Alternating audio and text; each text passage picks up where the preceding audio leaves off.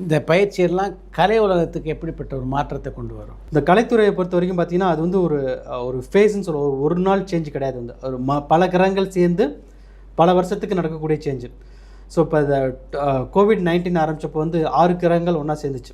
November December மாதத்தில் வந்து 2019 6 கிரகங்கள் ஒன்றா சேர்ந்துச்சு. அதே மாதிரி போன வாரம் 6 கிரகங்கள் ஒன்றா சேர்ந்துச்சு. ஸோ இது எப்படிப்பட்ட மாற்றத்தை கொடுக்குன்னா, கோவிட் ஆரம்பித்த உடனே ஒரு மூவி ஃபீல்டு வந்து டக்குன்னு டவுன் ஆச்சு. ஏன்னா 2020 வந்து அந்த 6 கிரகங்கள் சேர்ந்த உடனே ஒரு நாள் ஈவெண்ட் கிடையாது. அந்த 6 கிரகங்கள் சேர்ந்துட்டு 2 நாளில் சந்திரன் விலகின உடனே சரியாயிட்டு அப்படியே 5 கிரகம் அப்படியே குறைஞ்சு நார்மல் ஆகிடுச்சு. ஸோ அது வந்து ஆனால் 2020 ஃபுல்லாகவே வந்து கஷ்டப்பட்டாங்க. ஈவன் 2021லேயும் நிறைய கஷ்டப்பட்டாங்க. மூவி ஃபீல்டில் வந்து நிறைய கஷ்டப்பட்டாங்க. ஷூட்டிங்கே நடக்கலை. ஸோ அந்த மாதிரி ப்ராப்ளம் வந்தது. இப்போ வந்து அதே மாதிரி 6 கிரகங்கள், அதே கிரகங்கள் கிடையாது, பட் அது சிமிலராக ஒரு 6 கிரகங்கள் வந்து போன வாரம் அது மார்ச் 29 சனி பயிற்சியான டேட் இருக்கு இல்லையா, அப்போ வந்து 6 கிரகங்கள் ஒன்றா சேர்ந்துச்சு.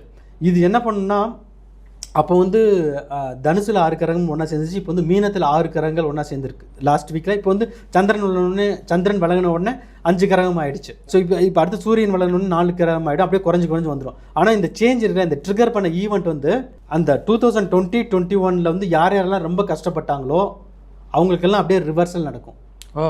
ஜஸ்ட் இது வந்து காஸ்மிக் எஃபெக்ட்னு சொல்லுவோம். காஸ்மிக் ஒன்று உலகத்துக்கே நடக்கக்கூடிய ஒரு பொது பலன்கள்ன்ற மாதிரி. 2020-2021 யாருக்கெல்லாம் ரொம்ப கஷ்டப்பட்டாங்களோ, எந்தெந்த ஃபீல்டில் எப்படியெல்லாம் கஷ்டப்பட்டாங்களோ, எந்தெந்த விஷயத்தில் கஷ்டப்பட்டாங்களோ எல்லாருக்கும் ரிலீஃப், அவங்க எல்லாருக்குமே அடுத்து ஒரு 1.5-2 வருஷத்துக்கு ரிலீஃப். சூப்பர்.